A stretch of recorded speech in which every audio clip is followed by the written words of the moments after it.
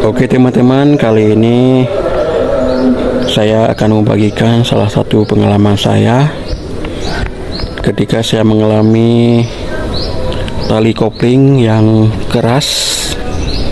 Jadi waktu kita memasukkan gigi dan tali koplingnya kita tekan, itu tangan terasa sangat kesusahan untuk memasukkan gigi. Dan ini merupakan pengalaman saya pribadi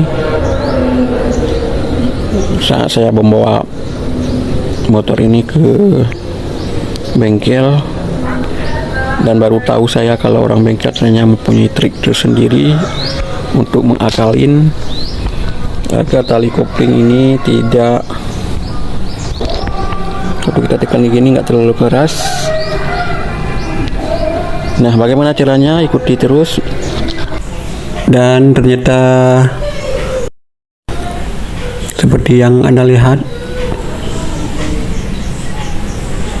ya rupanya kabel atau tali kopling yang keras ini diisi dengan oli, lalu tuas kopling kita tekan-tekan supaya cairan oli yang tadi telah dimasukkan bisa masuk atau menyerap dengan sempurna.